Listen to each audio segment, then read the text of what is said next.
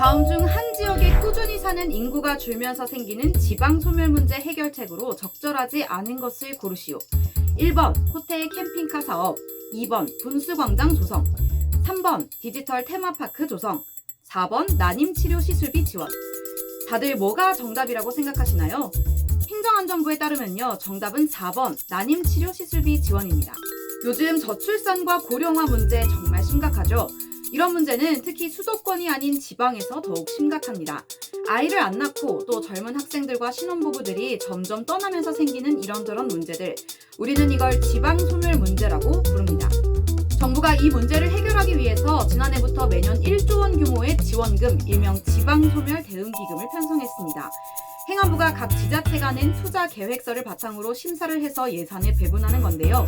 작년 몫으로 1조 원이 지난 9월에 전국 지자체에 돌아갔고, 올해 몫으로 또 1조 원이 지난 1월 달에 지급됐습니다. 최근 복지부는 난임시술이 저출생 문제 해결에 도움이 된다고 보고, 행안부에 이 기금을 난임 부부들을 위한 치료시술 지원금으로 쓸 수 있겠느냐고 문의를 했습니다. 행안부는 신중한 검토가 필요하다면서 사실상 안 된다는 입장을 밝혔는데요. 이유는 지역의 인프라나 기반시설을 짓는 데 쓰는 것이 원칙인데 난임시술 치료비로 쓰는 것은 현금성 지원이기 때문이라는 겁니다. 그러면 연간 1조 원이나 되는 이 예산 어디에 쓰인 걸까요? 작년에 전국 지자체가 행안부의 예산을 어디에 어떻게 쓰겠다 이렇게 제출한 투자 계획서를 입수해서 살펴봤습니다. 작년에만 508개의 계획서가 접수가 됐는데 호텔 캠핑카 사업, 파크 골프장 조성, 디지털 테마파크 조성 등 관광 사업으로 보이는 것들이 많았습니다. 물론 주거나 보육 사업에 필요한 기반 시설들도 좀 있었지만요. 개수를 따져보니 관광 사업 관련 시설이 총 130개로 가장 많았습니다. 이런 관광 사업, 지방 소멸 문제 해결에 과연 얼마나 도움이 될까요? 행안부에서는 나름대로 그럴 만한 사정이 있다는 입장입니다. 가장 좋은 건 제가 봤을 때 일자리거든요. 그것도 교통이 좋은 데 가야 되거든요. 그러니까 우리가 지금 인구 감소 지역은 되게 안 좋은 데가 많잖아요. 그래서 그쪽에서 그나마 이렇게 많이 하는 게 사실 관광이 좀 많아요. 현장 상황은 어떨지 저희가 직접 한번 찾아가 봤습니다. 부산 중구청 앞에 만든다는 분수광장 예정지인데요. 이미 도로 한복판에 화단이 만들어져 있습니다. 중구청은 이곳에 LED 분수와 조형물을 만든다면서 예산 10억 원을 받아갔습니다.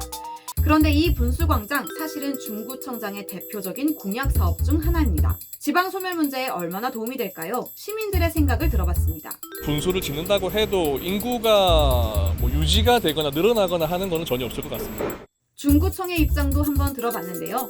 이제는 시간을 주면서 내려오다 보니까 공약상을 꼭 한정했다기보다 그러니까 예산은 받아야겠고 마땅한 투자 계획을 제출할 시간은 부족하고 그러다 보니까 공약사항 중 하나였던 분수광장을 대책으로 내세우게 됐다는 겁니다. 이런 비슷한 사례 충남 논산에도 있습니다.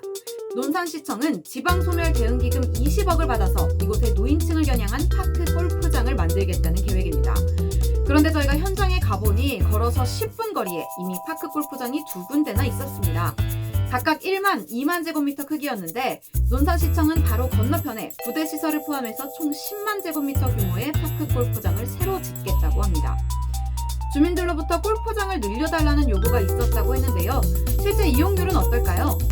부분비만 있어도 내가 보기에는 충분히 그렇게 사람 많지는 아니야. 이렇게 각종 관광사업, 지자체장 공약사업에는 돈을 내주면서 난임부부 치료비 지원은 어렵다는 행안부의 결론. 분명히 납득하기 어려운 측면이 조금 있어 보입니다. 국회 입법조사처에서는 지난해 신설된 이 기금의 활용에 대해서 일찍이 이런 문제가 있을 걸로 보인다는 연구를 했었습니다. 지방소멸 대응기금의 쟁점 사항을 크게 3가지로 꼽았습니다.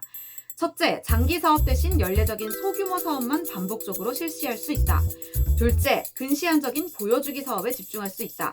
셋째, 지방소멸 문제를 겪는 지역에서 이 문제에 집중할 여력이나 유인책이 부족하다. 결국 우려했던 문제점들이 고스란히 현실에 드러난 겁니다. 일단 행안부는 앞으로 우수 사례를 발굴하는 등 개선 방안을 찾아 나가겠다고 했는데요. 보도 이후에는 자료를 내고 지방소멸 대응기금이 지방소멸 위기 대응에 효과적으로 활용될 수 있도록 지원하겠다고 했습니다. 이 기금은 작년과 올해 2년으로 끝나는 게 아니라 앞으로 8차례 더 지급을 앞두고 있습니다. 정말 필요한 곳에 필요한 만큼의 예산만 쓰일지 앞으로 지켜봐야 할 일입니다.